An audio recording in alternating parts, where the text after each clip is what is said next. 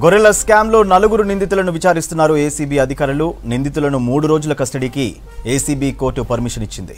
దీంతో వారిని చెంచల్గూడ జైలు నుంచి నలుగురిని బంజారాహిల్స్ ఏసీబీ కార్యాలయానికి తీసుకొచ్చి విచారిస్తున్నారు. ఈ కేసులో 2 అసిస్టెంట్ డైరెక్టర్లు, ఒక డిప్యూటీ డైరెక్టర్, ఒక district ground water officer Ravi, Aditya Keshava Sai, Raghupathi Reddy, Sangu Ganesh ను అరెస్ట్ చేశారు ఏసీబీ అధికారులు. వీళ్ళు ప్రైవేటు వ్యక్తులతో కలిసి బినామీ ఖాతాలు తెరిచినట్లు గుర్తించారు. మొత్తం 2 కోట్ల 10 లక్షల రూపాయల బిల్లులను బినామీ ఖాతాలకు మళ్లించినట్టు బయటపడింది. దీనిపై మరింత లోతుగా నిందితులను ప్రశ్నిస్తున్నారు ఏసీబీ అధికారులు. గొర్రెల స్కామ్లో 4 నిందితులను విచారిస్తున్నారు ఏసీబీ అధికారులు. నిందితులను 3 రోజుల కస్టడీకి ఏసీబీ కోర్టు పర్మిషన్ ఇచ్చింది. దీంతో వారిని చెంచల్గూడ జైలు నుంచి నలుగురిని బంజారాహిల్స్ ఏసీబీ కార్యాలయానికి తీసుకొచ్చి విచారిస్తున్నారు. ఈ కేసులో 2 అసిస్టెంట్ డైరెక్టర్లు, ఒక డిప్యూటీ డైరెక్టర్, ఒక district ground water officer Ravi, Aditya Keshava Sai, Raghupathi Reddy, Sangu Ganesh ను అరెస్ట్ చేశారు ఏసీబీ అధికారులు. వీళ్ళు ప్రైవేటు వ్యక్తులతో కలిసి బినామీ ఖాతాలు తెరిచినట్లు గుర్తించారు. మొత్తం 2 కోట్ల 10 లక్షల రూపాయల బిల్లులను బినామీ ఖాతాలకు మళ్లించినట్టు బయటపడింది. దీనిపై మరింత లోతుగా నిందితులను ప్రశ్నిస్తున్నారు ఏసీబీ అధికారులు. డీటెయిల్స్ రత్న అందిస్తారు. రత్న, గొర్రెల స్కామ్ లో విచారణకు సంబంధించి అప్డేట్స్ ఏంటి? తెలంగాణ రాష్ట్ర వ్యాప్తంగా సంచలనం సృష్టించిన గొర్రెల స్కామ్లో ఏసీబీ అధికారులు ఈ స్కామ్కు సంబంధించి మరొక ఎవరైతే నిందితులు ఉన్నారో వీళ్ళ యొక్క డీటెయిల్స్ను రాబట్టేందుకు కూడా కేసును విచారణలో స్పీడప్ చేసినటువంటి పరిస్థితి ఉంది.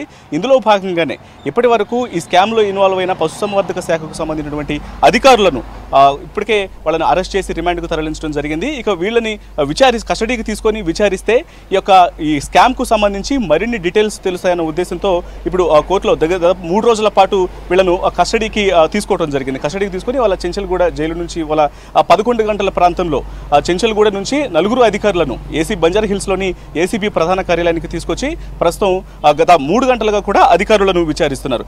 ఈ అధికారులలో ఇప్పటికే ఎవరైతే ముఖ్యంగా ప్రస్తుతం ఈ యొక్క కేసులో ఈ యొక్క స్కామ్కు సంబంధించి ఇన్వాల్వ్ అయి ఉన్నారో పశుసంవర్ధక శాఖలో పనిచేస్తున్నటువంటి deputy directors Sangu Ganesh, Raghupathi Reddy, assistant directors Keshava Sai, Dharmapuri రవిలను ఈ 4 ప్రస్తుతం ఏసీబీ అధికారులు విచారిస్తున్నారు.